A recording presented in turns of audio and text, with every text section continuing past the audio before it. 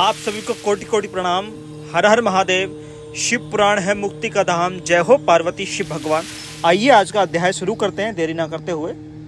Channel को subscribe और like कर दिया करें आप शिव पुराण के लिए। अग्नि के बिना देव यज्ञ कैसे संपन्न होता है, इसे तुम लोग श्रद्धा से और आदर पूर्वक सुनो। सृष्टि के आरंभ में सर्वज्ञ, दयालु और सर्व समर्थ महादेव जी ने समस्त लोगों के उपकार के लिए की कल्पना की। वे भगवान शिव संसार रूपी रोगों को दूर करने के लिए वैद्य हैं, सबके ज्ञाता तथा समस्त औषधियों के भी औषधीय हैं। उन भगवान ने पहले अपने वार की कल्पना की जो आरोग्य प्रदान कराने वाला है। तत्पश्चात अपनी माया शक्ति का वार बनाया जो संपत्ति प्रदान कराने वाली है। जन्म काल में दुर्गतिग्रस्त बालक की रक्षा के लिए उन्होंने कुमार के वार की कल्पना की। तत्पश्चात सर्वसमर्थ महादेव जी ने आलस्य और पाप की निवृत्ति तथा समस्त लोगों का हित करने की इच्छा से लोक रक्षा भगवान विष्णु का वार बनाया। इसके बाद सबके स्वामी भगवान शिव ने पुष्टि और रक्षा के लिए आयु कर्ता, त्रिलोक कष्टदाता, परमिष्ट महाब्रह्मा की आयु कारक वर बनाया, जिससे संपूर्ण जगत के आयु की सिद्धि हो सके। इसके बाद तीनों लोकों की वृद्धि के लिए पहले पुण्य पाप की रचना हो जाने पर उनके करने वाले लोगों को शुभ शुभ फल देने के लिए भगवान शिव ने इंद्र और यम के वारों का निर्माण किया। ये दोनों वार क्रमश भोग देने वाले तथा लोगों के मृत्यु भय को दूर कराने वाले हैं। इसके बाद सूर्य आदि 7 ग्रहों को जो अपने ही स्वरूप भूत तथा प्राणियों के लिए सुख दुख के सूचक हैं, भगवान शिव ने उपयुक्त 7 वारों का स्वामी निश्चित किया।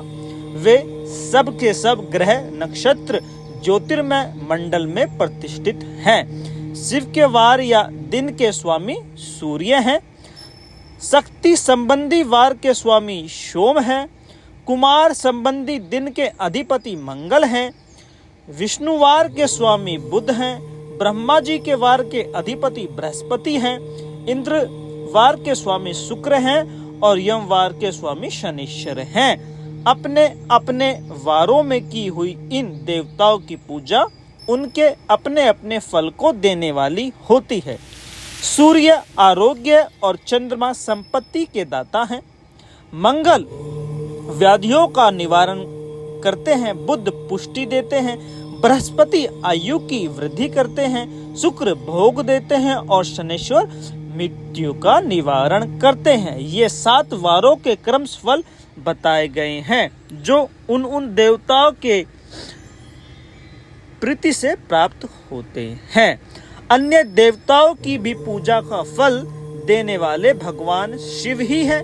देवताओं की प्रसन्नता के लिए पूजा की 5 प्रकार की ही पद्धति बनाई गई। उन देवताओं के मंत्रों का जप यह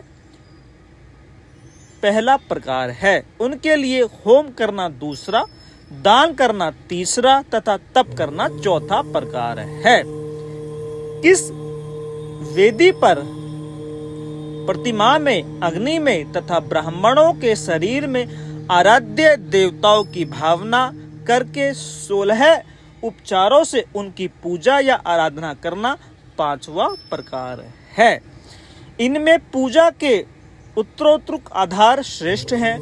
पूर्व के अभावों में उत्तर आराधना अवलंबन करना चाहिए। दोनों नेत्रों तथा मस्तक के रोगों को और कुष्ठ रोगों की शांति के लिए भगवान सूर्य की पूजा करके ब्राह्मणों को भोज कराएं।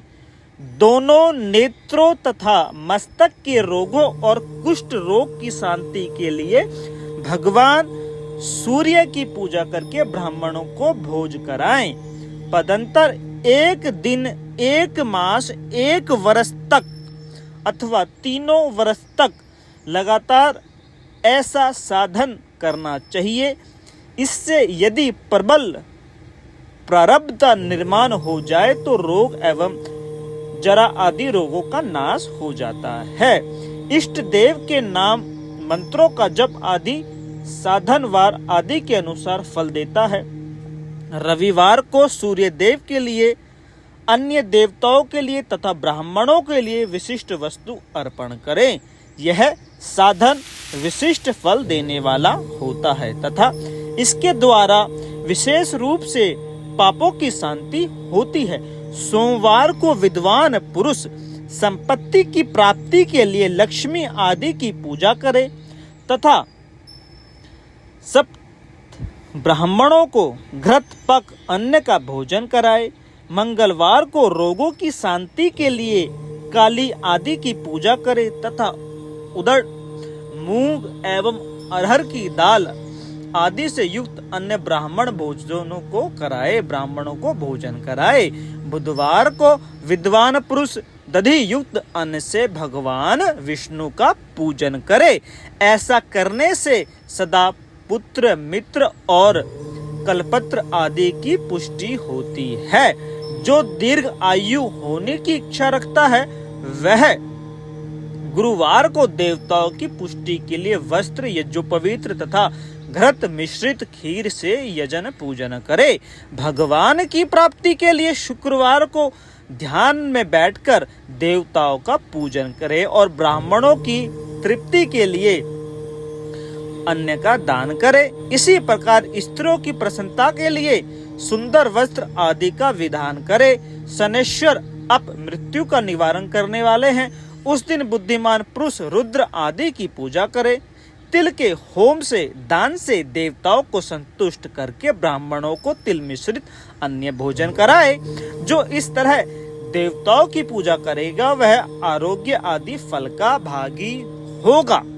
देवताओं के नित्य पूजा, विशेष पूजन, स्नान, दान, जप, होम तथा ब्राह्मण तर्पण आदि में एवं रवि आदि वारों में विशेष तिथियों, नक्षत्रों का योग प्राप्त होने पर विभिन्न देवताओं की पूजा में सर्वज्ञ जगदीश्वर भगवान शिव ही उन देवताओं रूप में पूजित हो सब लोगों को आरोग्य आदि फल प्रदान करते हैं।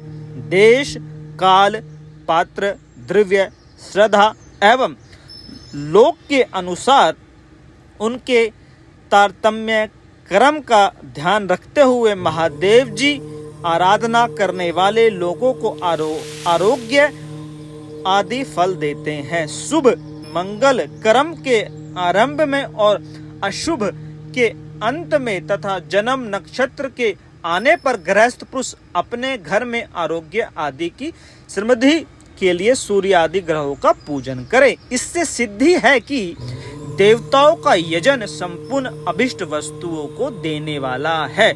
ब्राह्मणों का देवजन कर्म आदि वैदिक मंत्रों के साथ होना चाहिए। यह ब्राह्मण शब्द क्षत्रिय और वैश्यों का भी उपलक्षण है। शूद्र आदि दूसरों का देवयज्ञ तांत्रिक विधि से होना चाहिए। शुभ फल की इच्छा करने वाले मनुष्य को सातों ही दिन अपनी शक्ति के अनुसार सदा देव पूजन करना चाहिए। निर्धन मनुष्य तपस्या, व्रत आदि के कष्ट सहन द्वारा और धनी धन के द्वारा देवताओं की आराधना करे।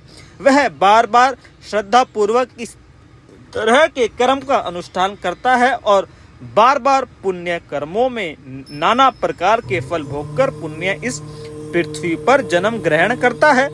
धनवान पुरुष सदा भोग सिद्धि के लिए मार्ग में वृक्ष लगाकर लोगों के लिए छाया की व्यवस्था करे।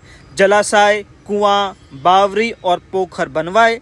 वेद शास्त्रों की प्रतिष्ठा के लिए पाठशालाएं का निर्माण करवाए तथा अन्य प्रकार से भी धन का संग्रह करता रहे।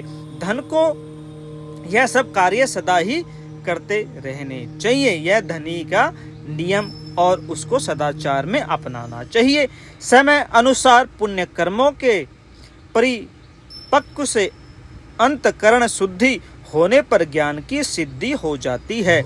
जो इस अध्याय को सुनता, पढ़ता तथा सुनने की व्यवस्था करता है उसे देव यज्ञ का फल प्राप्त होता है। सुना आपने? यदि आप लोग, जो हमने आपको अभी ये एक अध्याय, एक पाठ पढ़ के सुनाया, यदि आप इस कथा को सुनेंगे तो इससे क्या होगा? जो इस अध्याय को सुनता, पढ़ता अथवा सुनने की व्यवस्था करवाता है उसे देव यज्ञ का फल प्राप्त होता है। यदि आप इसको सुन भी लेंगे ना तो आपको देव यज्ञ की फल की प्राप्ति हो जाएगी। यह है शिव पुराण। शिव पुराण है मुक्ति का धाम। जय हो पार्वती शिव भगवान। हर हर महादेव बोले आप सभी। आप लोग शिव पुराण पढ़ना चाहते हैं तो आप 8510040041 पर व्हाट्सएप डालिए। आपको छोटे से शुल्क के साथ PDF फाइल भेज दी जाएगी।